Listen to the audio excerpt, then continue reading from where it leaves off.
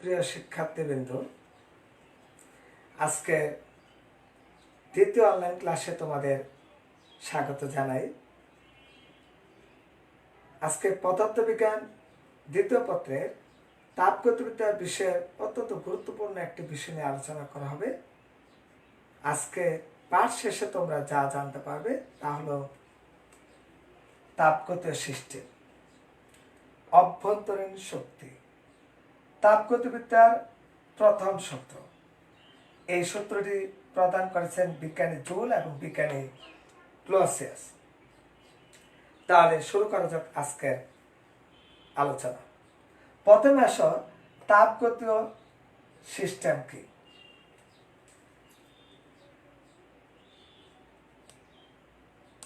তাপগতীয় ব্যবস্থা বলতে তল বা বেষ্টনী দ্বারা সীমাবদ্ধ কোনো নির্দিষ্ট পরিমাণ বস্তুকে বোঝায়, যেখানে তাপগতীয় চলরাশি, চাপ, আয়তন এবং চাপ নির্ণয় করা যায়, সেটি হলো তাপগতীয় চলরাশি।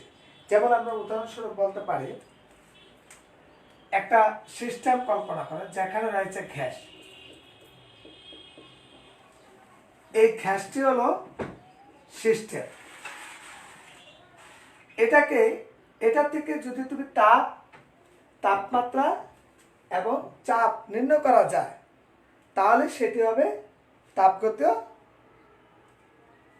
সিস্টেম। আচ্ছা, এবার তাহলে এখানে সিস্টেম বলতে কোনটাকে বোঝানো হলো? গ্যাসকে বোঝানো হলো। আর তাপগতীয় কেন বলা হলো? যেহেতু এখান থেকে আমি গ্যাসের চাপ নির্ণয় করতে পারছি, আয়তন নির্ণয় করতে পারছি এবং চাপ নির্ণয় করতে পারছি। এবার তাপগতীয় সিস্টেম দেখা যাচ্ছে তিন প্রকার: একটা উন্মুক্ত সিস্টেম, বদ্ধ সিস্টেম এবং বিচ্ছিন্ন সিস্টেম। তাহলে এবার লক্ষ্য করো যে এটা কিন্তু একটা সিস্টেম আর এটা কিন্তু পরিবেশ, বাইরের সাইডটা হলো পরিবেশ। তাহলে একটু যদি খেয়াল করো উদাহরণটা, তাহলে এখানে যদি এই বেষ্টনী বা তলের মধ্য দিয়ে পরিবেশের সাথে ভর এবং শক্তি বিনিময় করে, সেটা হলো উন্মুক্ত সিস্টেম। তাহলে আমরা সংখ্যাটা দাঁড়ালো এরকম: যে সিস্টেমে পরিবেশের সাথে বেষ্টনীর মধ্য দিয়ে ভর ও শক্তি বিনিময় করে তাকে উন্মুক্ত সিস্টেম বলে। তাহলে এবার বদ্ধ সিস্টেম। তাহলে বদ্ধ সিস্টেমটা কি?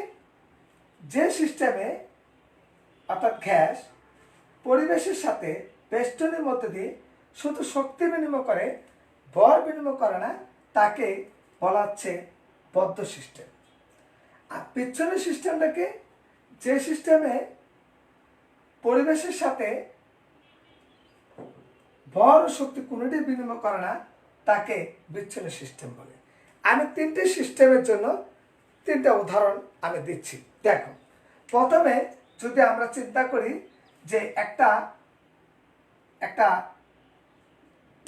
হিট দিছ, একটা পাত্রের মধ্যে পানি আছে। এখন খেয়াল করো, এটা যদি খোলা থাকে তাহলে হবে উন্মুক্ত সিস্টেম, আর যদি বদ্ধ থাকে তাহলে হবে বদ্ধ সিস্টেম। কিভাবে? দেখো, উন্মুক্ত, তাহলে এখানে তাপ দিলে, তাহলে তাপ দেওয়ার ফলে দেখো যে তাপটা কিন্তু পানির মধ্যে বিনিময় করলো। তাহলে এখানে যে তাপটা দিলে, তাপটা কি হলো? পানির মধ্যে সঞ্চালিত হলো। তাহলে কি হলো? শক্তি বিনিময় করলো। এবার ভর। তাহলে এখন তাপের ফলে এখান থেকে কি বেরোলো? বাষ্প বেরোলো। এই বাষ্পটা তাহলে কি হলো? পরিবেশে চলে গেল। তাহলে এখানে শক্তিটা কি হলো? বিনিময় ঘটলো। তাহলে আমরা বলতে পারি, যদি একটা খোলা পাত্রে পানি রেখে তাপতে হয়, তাহলে পানি যখন বাষ্প হয়ে বের হয়ে যায়, তখন এটাকে আমরা বলবো উন্মুক্ত সিস্টেম। তাহলে তাপের বিনিময় ঘটলো, তারপরে কি বিনিময় ঘটলো? তাপ শক্তির বিনিময় ঘটলো, আরেকটা ঘটলো ভরের বিনিময় ঘটলো। ভরের বিনিময় কোনটা? বাষ্পের বিনিময় ঘটলো। আর শক্তির বিনিময় কোনটা? যখন তাপ ধরো, তাপটার থেকে যে শক্তিটা পানির মধ্যে গেল, অর্থাৎ শক্তির বিনিময় ঘটলো।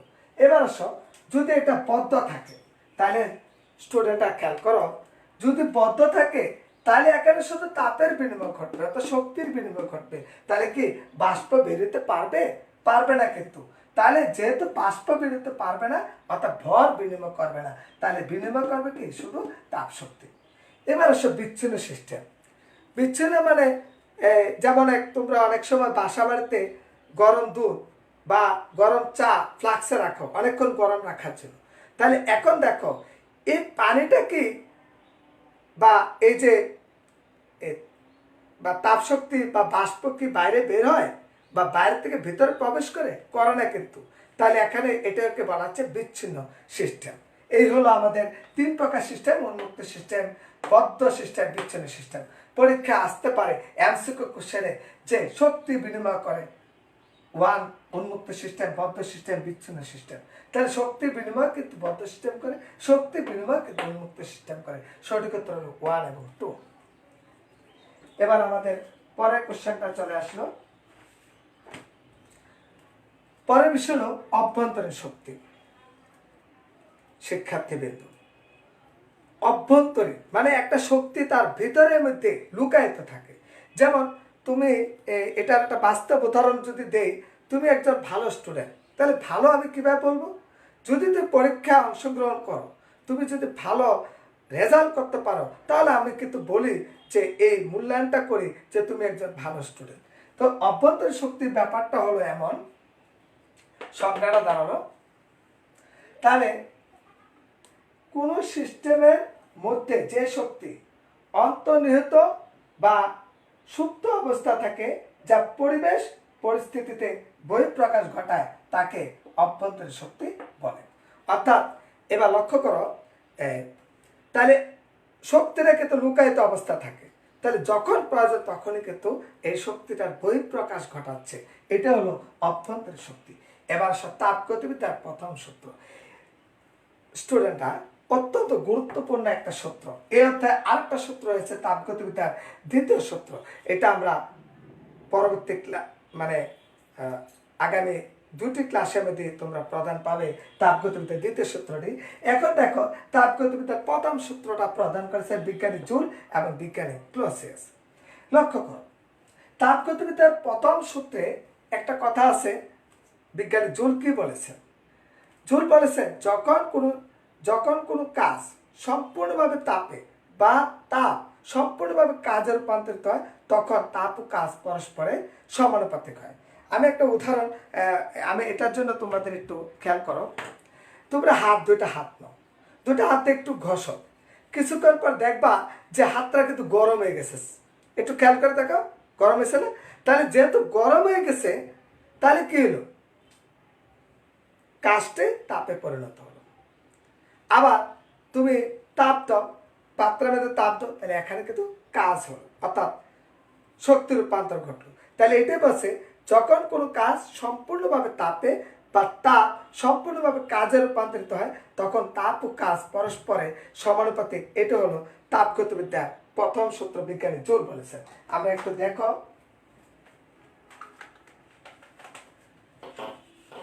আমরা এটার জন্য একটু বিষয়টা খেয়াল করো। তাহলে W is proportional to S, এটা হলো তাপগতিবিদ্যার প্রথম সূত্র। এখানে কাজ তাপ পরস্পরের সমানুপাতিক। তা আমরা জানি প্রপোর্শনাল উঠলে কিন্তু একটা ধ্রুবক আসে, যে এখানে আসলো। এই যেটা বলা আছে তাপের যান্ত্রিক সমতা। তা এখন আসো তাপের যান্ত্রিক সমতাটা কি? তাহলে এখান থেকে আমরা বলতে পারি যে W/S, যদি আমরা এখানে হিট বা তাপকে আমরা 1 ধরি, তাহলে সেক্ষেত্রে 1 একক ধরি W, তাহলে অর্থাৎ 1 একক তাপ দেওয়ার ফলে যে পরিমাণ কাজ সম্পাদিত হয় সেটা হলো তাপের যান্ত্রিক সমতা। তাহলে আমরা একটু আবার লক্ষ্য করো তাপের যান্ত্রিক সমতাটা কি হবে। তাহলে যেহেতু W/S সংজ্ঞাটা দাঁড়ালো 1 একক তাপ উৎপন্ন করতে যে পরিমাণ কাজ সম্পূর্ণ হয় তাকে বলা হচ্ছে তাপের যান্ত্রিক সমতা। এবার বিজ্ঞানী ক্লসিয়াস তিনি দ্বিতীয় সূত্রে কি বলেছেন? তিনি বলেছেন ওই যে এই যে সিস্টেম, এই যে গ্যাস, এখানে কিছু পরিমাণ তাপ তো, তাহলে আমি তাপ দিলাম, তাপ দেওয়ার ফলে তার মধ্যে কিন্তু তাপমাত্রা তৈরি হবে, মানে অর্থাৎ অণুগুলো গতিশক্তি বৃদ্ধি পাবে। এটাই বলছে কোন সিস্টেমে যে পরিমাণ তাপ দেওয়া হবে, তাহলে সিস্টেম কর্তৃক গৃহীত তাপের একটা অংশ ব্যবহৃত হয় অভ্যন্তরীণ শক্তি বৃদ্ধিতে। একটা অংশ কি ব্যবহৃত হয়? অভ্যন্তরীণ শক্তি বৃদ্ধিতে। আরেকটা অংশ কি ব্যবহৃত হয়? বাহ্যিক কাজ সম্পাদিত, বাহ্যিক কাজ সম্পাদনে। তাহলে এটা হচ্ছে গৃহীত তাপে। এটা হলো মূল কথা। সূত্রটা দাঁড়ালো এমন, del Q equal to del U plus del W. Sir, স্টুডেন্টরা একটু খেয়াল করো, এখানে গ্যাসকে যখন তাপ দেওয়া হবে, গ্যাসটা কিন্তু তাপ গ্রহণ করলো, তাহলে এই যে তাপটা গ্রহণ করলো, এই টোটাল তাপের একটা অংশ ব্যবহার করলো অভ্যন্তরীণ শক্তি বৃদ্ধিতে। অভ্যন্তরীণ শক্তি রেখে তাপমাত্রা বৃদ্ধি। তুমি দেখো যখন তুমি পানির মধ্যে তাপ দাও, তাহলে পানিটা কি হয়ে গেল? হিট হয়ে গেল, গরম হয়ে গেল, অণুগুলো কম্পন বৃদ্ধি পেল। এটা কেমিস্ট্রি তো তোমরা পড়েছো। তো অভ্যন্তরীণ শক্তি বৃদ্ধিতে বাকি অংশটা কিন্তু বাহ্যিক কাজ সম্পাদন। এটার জন্য আমি একটু উদাহরণ দিচ্ছি। যেমন এই পিস্টনটা, একটা পিস্টন মনে করো, এরকম একটা পিস্টন আছে, যেখানে এই কিছুক্ষণ পরে তাপমাত্রা যখন বেড়ে গেল, তখন কিন্তু অণুগুলো গতিশক্তি বেড়ে গেল। এই অংশটা কি হলো? এটার উপর অণুগুলো একটা চাপ তৈরি করলো, একটা প্রেশার তৈরি করলো। তাহলে মানে প্রেশার মানে এখানে বল, ফলে এটা কিন্তু এই জায়গায় সরে গেল, তাহলে তার কিন্তু কি হলো? আয়তন বেড়ে গেল। তাহলে খেয়াল করো যে কৃতকারটা কি দাঁড়ালো? চাপ ইন্টু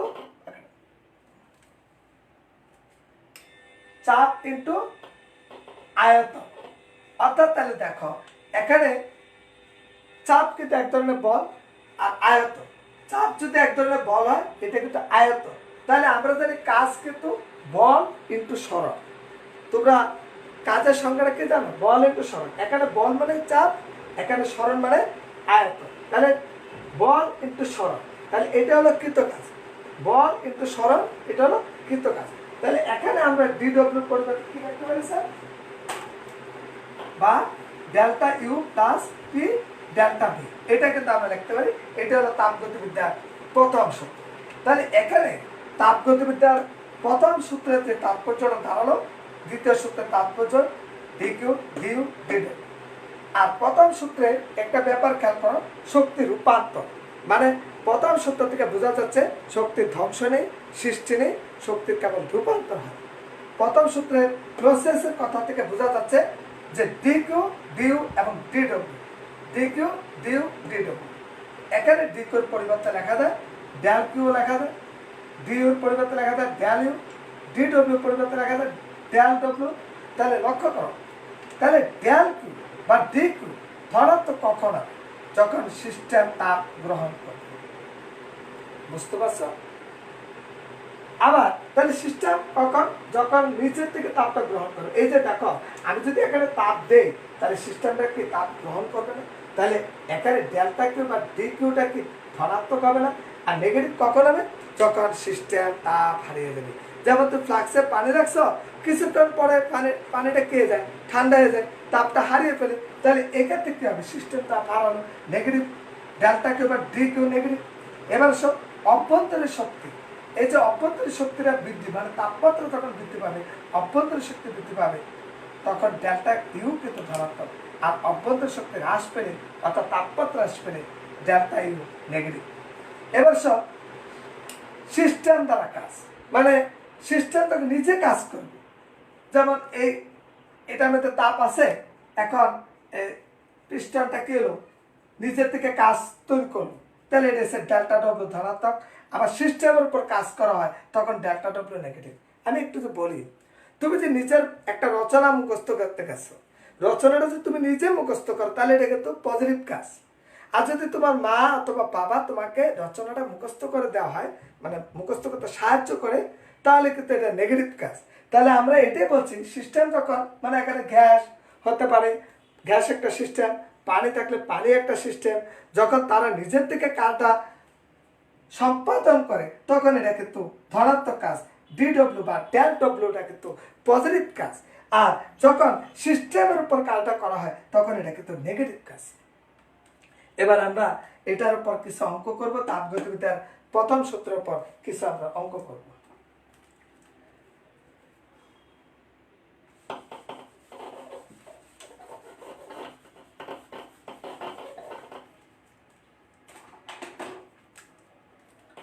ম্যাথ নাম্বার 1,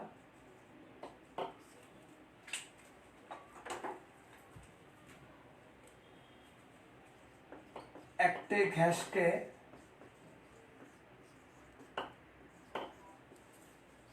সমুষ্ণ প্রক্রিয়ায়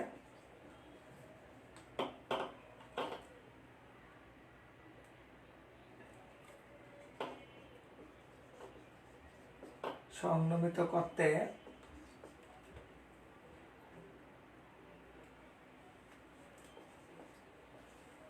জুল কাজের প্রয়োজন।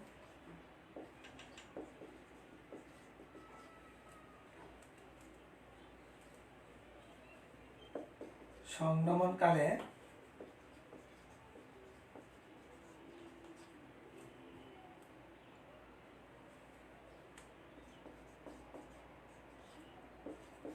গ্যাস কত ক্যালোরি তাপ হারাবে।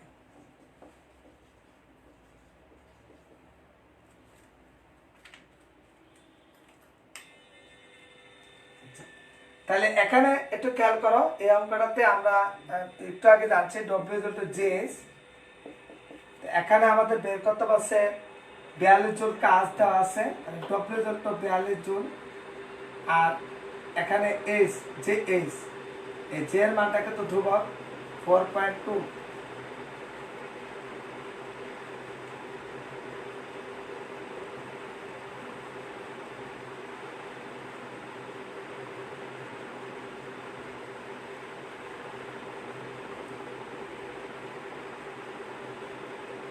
তাহলে এখানে আমরা বের করতে হবে কত ক্যালোরি তাপ প্রয়োজন, মানে H এর মানটা, H/W/J, তো এখানে 42/4.2, তাহলে ভাগ করে আসতেছে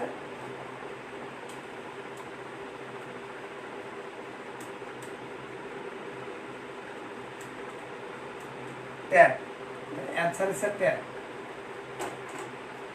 তাহলে এখানে কত ক্যালোরি তাপ লাগবে? 10 ক্যালোরি তাপের প্রয়োজন। এই হলো আমাদের প্রথম অঙ্কটা আমরা দেখতে পেলাম। যে এবার আমরা 2 নম্বর অঙ্কে চলে যাচ্ছি।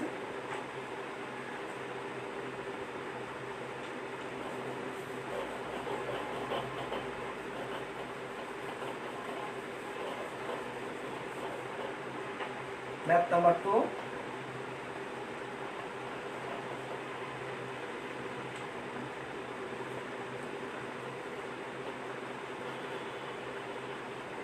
একটি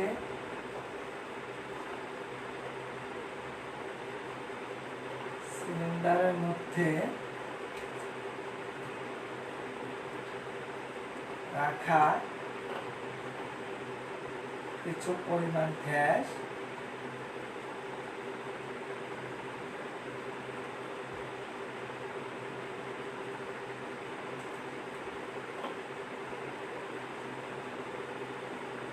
পরিবেশের উপর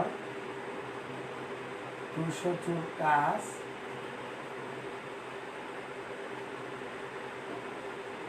সম্পাদনের সময়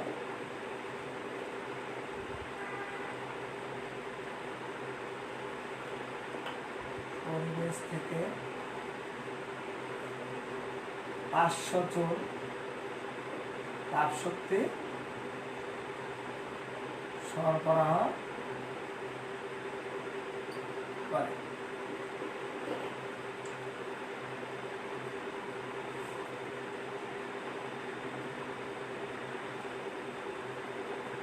শোষণ করে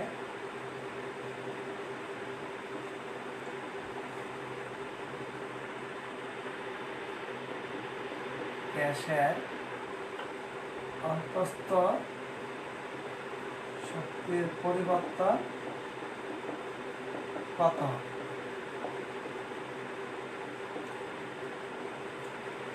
স্টুডেন্টরা খেয়াল করো, অঙ্কটা আবার একটু মনোযোগ দাও। এখানে কিন্তু 200 জুল কাজ, তাই না? আমরা 200 জুল কাজ, তাহলে এখানে 200 জুল কাজ বলতে ডেল্টা ডব্লিউ 200 জুল।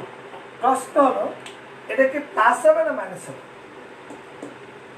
কারণ এখানে পরিষ্কার লেখা আছে গ্যাস মানে সিস্টেম পরিবেশের উপর কাজ করতেছে। এখানে বলা আছে যদি সিস্টেম দ্বারা কাজ হয়, মানে সিস্টেম দ্বারা কাজ মানে কি, সিস্টেম পরিবেশের উপর কাজ করবে, তাহলে অতএব প্লাস। তারপর আসো 500 জুল তাপ শক্তি শোষণ করে মানে গ্রহণ করে। যদি সিস্টেম তাপ গ্রহণ করে বা শোষণ করে তাহলে এটাও প্লাস, তাহলে ডেল্টা কিউ এটাও প্লাস। তাহলে ডেল্টা কিউ সমান কি বলা হচ্ছে 500 জুল, এটাও প্লাস। এবার আসো তাহলে আমাদের বের করতে হবে অন্তস্থ শক্তির পরিবর্তন ডেল্টা যদি হয়।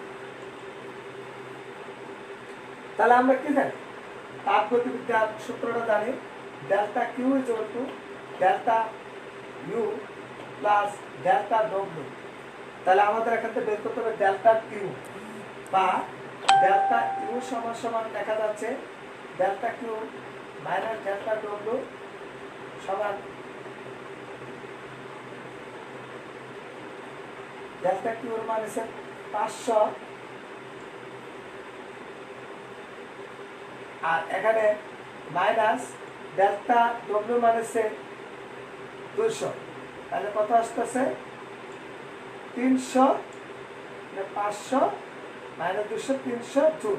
তাহলে অন্তস্থ শক্তির পরিবর্তন 300 জুল, সেটাও কিন্তু দেখা যাচ্ছে প্লাস, অর্থাৎ অন্তস্থ শক্তি বা তাপমাত্রা কি পেল, বৃদ্ধি পেল। তাহলে এখানে যে আমরা দেখতে পাচ্ছি 500তে 200 বিয়োগ করলে 300 জুল, অর্থাৎ অন্তস্থ শক্তি বৃদ্ধি পেল। তাহলে আমরা আজকে ক্লাস শেষে যে বিষয়গুলো আলোচনা করলাম তা নিশ্চয়ই বুঝতে পেরেছ। তাপগত সিস্টেম, তাপগত সিস্টেম 3 প্রকার: বিচ্ছিন্ন সিস্টেম, মুক্ত সিস্টেম, উন্মুক্ত সিস্টেম। তারপরে আমাদের অভ্যন্তরীণ শক্তি, যে প্রত্যেকটা সিস্টেমে একটা শক্তি অন্তস্থ অবস্থায় সুপ্ত অবস্থা লুকায়িত থাকে, এটাই হচ্ছে অভ্যন্তরীণ শক্তি। তাপগতিবিদ্যার প্রথম সূত্র দুটি দেখলাম, ডব্লিউ জুলের জেএস দেখলাম, এবং যেটা জুলের মতে আরেকটা হলো ক্লোসিয়াসের মতে হলো del Q equal to del U plus del W. Del W মানে P D del V. P del V কীভাবে আসলো বললাম যে কৃত কাজ মানে বল ইন্টু সরণ, বল কিন্তু এখানে চাপ, আর সরণ মানে এখানে ডেল্টা বি। এই হলো আজকের আলোচনার বিষয়। যদি কারো কোনো সমস্যা থাকে বা বুঝতে কোনো জায়গায় সমস্যা হয় তাহলে অবশ্যই আমাকে ফোন করবে, তাহলে তোমার সমস্যাটাকে আমি সমাধান করতে পারবো। আমাদের যে উদ্দেশ্যে অনলাইন ক্লাস চালু, যাতে তোমাদের পড়ালেখার যে ঘাটতিগুলো আছে ডে বাই ডে যাতে উন্নতি লাভ হয়, তাই সেজন্য সে আশা আমরা প্রত্যাশা আমরা কামনা করি। সবাই ভালো থাকো, সুস্থ থাকো, পড়াশোনায় মনোযোগী হও, নিজ নিজ বাড়িতে থেকে নিজ নিজ অবস্থানে থেকে পড়ালেখার মানকে বৃদ্ধি করো, যাতে আমরা যে আমাদের সামনে যে ইন্টারমিডিয়েট এইচএসসি পরীক্ষা হবে সেই পরীক্ষা যাতে আমরা ভালো ফলাফল করতে পারি সে প্রত্যাশা কামনা রেখে আজকের মতো অনলাইন ক্লাস এখানে শেষ করলাম। সবাইকে ধন্যবাদ। সবাই ভালো থাকুন।